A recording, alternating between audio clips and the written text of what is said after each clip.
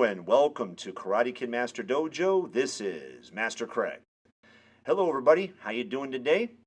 Hope you're having a good day and a good week. If you're joining us for the first time, I am Senior Master Craig Greca. I'm a 6th degree black belt in the Universal Martial Art, a 5th degree master in the Taekwondo martial art, and currently a brown belt in the Kung Fu, as well as training for over 2 years in the Kabuto weapons. And we're here today to discuss the teachings and trainings of the Karate Kid universe, including the Cobra Kai Netflix series. Now, today, our example is brought to you by the Karate Kid Part 4.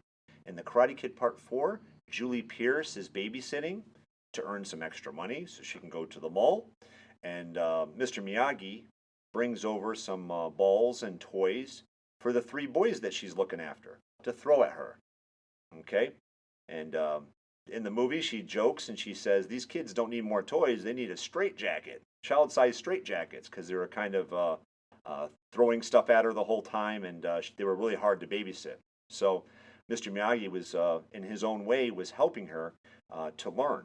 And one of the things that she was learning is he was teaching her how to duck, how to shift her weight, how to jump, and get out of the way. It also helped her as well because she learned to be offensive and earn the respect of the boys that she was babysitting, thus making her babysitting job a lot easier. Now, before we start discussing our topic today, we currently have a summer camp with us today. We're shooting the movie The Warrior's Kingdom. It'll be on YouTube soon, and it will be under the Greca Martial Art Academy. And I wanted to take a moment to introduce some of our cast members today that are part of our summer camp. So without further ado, let's have you guys come on up. Okay, so this first is Luca. Hello. And then next we have Idar. What's up? Okay. Then we have Kaiden. Hello. And then we have Kira. Hi. That's Kira. Okay, now this is Jasmine. Hello. And then this is Max. Hello. Then this is my son Xander. Greetings. And then this is Zach, the Lego Hello. Maniac. And this is Declan. Greetings. And then here's Chloe. Hi. And then this is my daughter Gabrielle. Hello. And then also too, we have Miss Heather helping us out this week. Hello, hello. And that's all of our summer camp kids. So today's topic is Dodgeball. Now a little personal history on this. Master Duncan, who is my instructor, started a game called Dodge Mitt back in the early years of our training and teaching. When we first started teaching kids in our classes. It was a fun game because we could, it's kind of like Dodgeball. You kick the focus mitts and then you try to hit the kids' feet to get them out. And the instructors used to be the primary kickers for these. Eventually we upgraded the game and we'd have kids be instructors for the day, and they would kick the focus mitts as well. And it was pretty smooth. However, when we acquired this new type of flooring that we have today, I switched to Dodgeball, and mostly because of the foot injuries that some of the kids had, because on this floor, when you hit it without getting your toes back, sometimes it can stick a little bit and cause your toes to get jammed or to other foot injuries. And in general, when you watch kids do martial arts, they have a hard time pulling back their toes on front kicks already anyways. It feels like something I have to constantly say in class. So it wasn't good because of that, so we stopped doing that. We started playing Dodgeball. Now, there is a little bit of work in setting up your Dodgeball. First, you have to create a Dodgeball arena. In our studio here, we have a nice space where we play Dodgeball at. And we also put up walls using the mats so that we can separate the studio out between the fly zone and the no-fly zone, so that people can make it to the change rooms for the next class or to the bathrooms if they're a parent, and the parents can actually avoid getting hit. Next thing you have to do is you have to buy dodgeballs. Okay, now you have to make sure you get the correct dodgeball for your studio, because we don't use the standard rubber balls because they hurt too much. Okay, we don't have a gymnasium, so we use foam balls here, and I use a specific kind of foam ball because they fly good, they don't hurt when you get hit, and people, it's very safe. Now I experimented one time and got some dodgeballs that were foam, like the same foam that I used, but they had like a plastic, like a rubber coating around them, and they flew way too fast. For some reason, that extra coating made them fly faster, and they were hitting the studio walls pretty hard, and a couple of parents got hurt too with the balls drilling at them while they're sitting in the lobby area. And that was mostly in my brother's studio when we did that. I have never done it here because I kind of learned my lesson from there. Now, when you play dodgeball, we play a no-catch rule, okay? Because the foam balls are too easy to catch. You can actually take one to the face and still catch it. So we do the catch rule once in a while, just for fun, just for something different. But most of the time, it's all about dodging and jumping and getting out of the way. Now, we also play some fun variations with the dodgeballs in class. A couple of variations that we do is we play capture the flag dodgeball. That's a lot of fun. We also do accuracy dodgeball, where they have to knock down pins in the back in order to get people back. We also play all kinds of other versions, like secret door, where they can go to the other side, and there's kind of a no man's land area, kind of like capture the flag. But there's lots of different variations that we play. We have a game called black hole dodgeball, where they have to stay out of the black hole on the mat, because the mats are shaped in a certain way. And it's kind of a nice space, analogy. So, also too, one of the things that you do after your game is for a work task is you have to put all the balls back away in all the bins, and then put all the mats away as well. So that's an important part of the dodgeball game. Also too, because we notice some of the little kids have a hard time gripping the ball sometimes, so sometimes they sink their fingers into them a little bit. Sometimes it makes little dust bunnies from ball residue, and we have to vacuum and clean those a lot. So it's one of the it's a small price to pay for having fun in class. Now, that's the kind of the work in setting up your dodgeball. Okay, the actual martial art practice for dodgeball is the following. Now, we already said that there's a no catch rule. Okay, we do that on purpose because we're trying to teach our students how learning escaping a conflict. So in order to escape a conflict, sometimes you have to shift your head, or dodge your head, or duck, or you have to jump. Okay, so you have to learn how to escape a conflict. We do that in a lot of the defense drills in class. We also call it best block, no be there.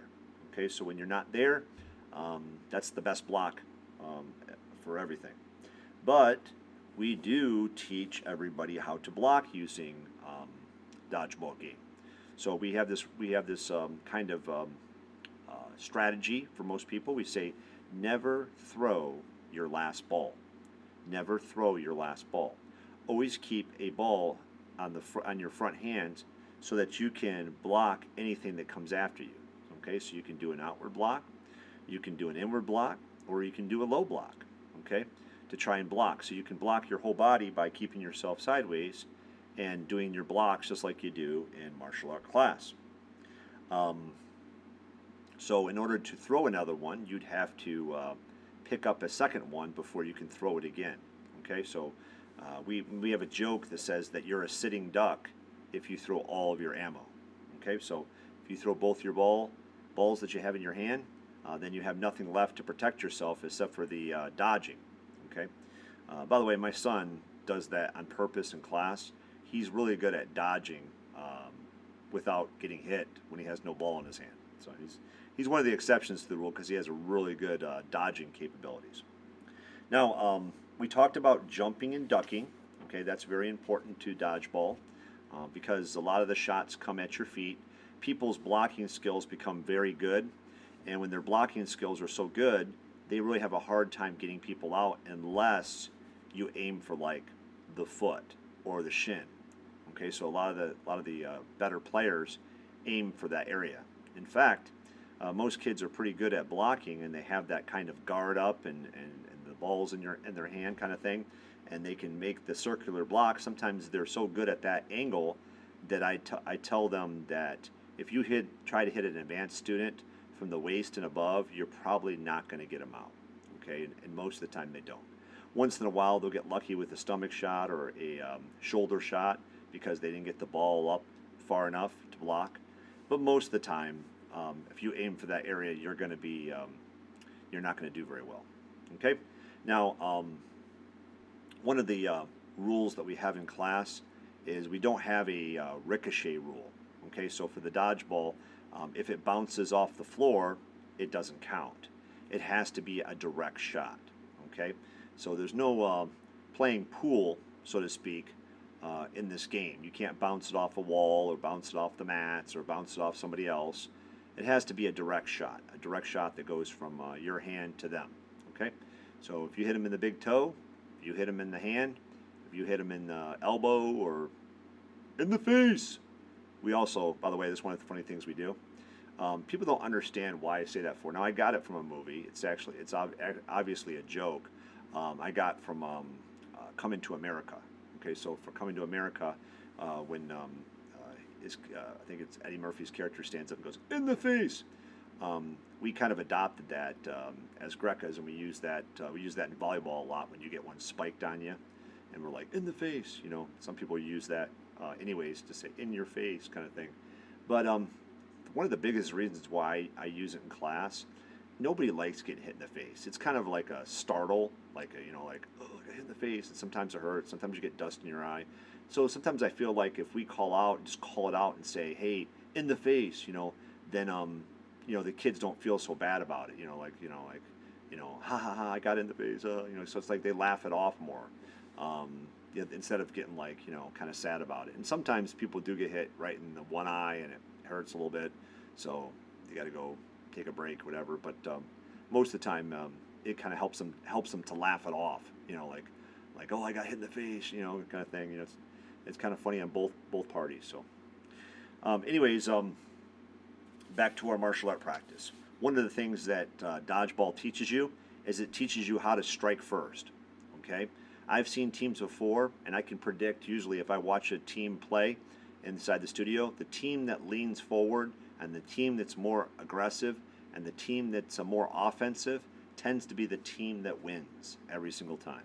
Okay, so striking first, the best defense is a good offense. Okay, because I've seen games before where they had a really, really, really good defense, and the game lasted for a while, but they eventually lost. And I told them, I said, in martial arts, you can block, you can be a good blocker, and you can block forever, but if the guy keeps on attacking you, eventually he's going to sneak one in.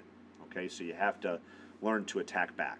Okay, you got to learn to not just block, but strike first. Okay, now one thing that the younger kids do in the game is they throw all the balls over to the other side, and they're not fully aiming to get people out. And I tell them, I said, do not waste your shot. Okay, so the better people do not waste their shot. They hit on the mark every single time. They almost get a person out every single time. They hit kind of like that sweet zone. Okay, and that's kind of a metaphor for the martial art as well. When you're taking a punch, for example, you're trying to do all the components of the form, and you're trying to launch the punch to be right in front of your face or right on the target area that you plan on doing. And I tell people, I said, I don't want you to take 8 counts to eventually get one in the sweet zone. Okay, I want you to be like a basketball player or a dodgeball player, and I want you to try and hit it right where you want it to go. So right into the hoop for basketball, and also for dodgeball, I want it to be, I want you to be effective, to go right for the legs, right for the knees, right for the hips, right for the arm, elbow, or shoulder, and you get someone out. Okay? So that's very important. Now, don't waste your shot. Okay? Now, dodgeball is a big part of our studio down here. We have a lot of fun playing it. You can learn a lot from dodgeball. Okay, it's actually pretty good workout. Some of our adults have said that all that running around and picking up the spherical objects and throwing them at people, it's really good exercise. Okay, it's good exercise, like 10 minutes or 15 minutes of running around exercise, and they sweat like crazy. They get a good workout, and then we tone it up after class. So a couple things real quick. Remember that we're here, our podcast is here, and our main concept here is, in order to fully learn any kind of martial art, you have to unlearn your misconceptions about what constitutes training. Okay? Just like dodgeball. You wouldn't think that dodgeball would be a way to teach martial arts, but it is. It does work. Okay? Also, too, today's secret word or phrase. Okay? And I bet you some of you guys could guess what I'm going to say and where I got it from. Okay? So today's secret phrase is dodge, duck, dip, dive, and dodge. Okay? So that again is dodge, duck, dip, dive, and dodge. Okay? So for those people that guessed correctly, yes, that's from the Dodgeball movie, and that's what they were saying in the 5 principles of dodgeball. Okay? And it's always funny to bring that up again because that's a funny movie. Okay? Remember that we're here every week learning martial arts through everyday work, thus creating life around you, increased productivity, and a better world. I hope you enjoy the rest of your day and the rest of your week. This is Karate Kid Master Dojo. This is Master Craig. Take care, everybody. Have a great day. Bye.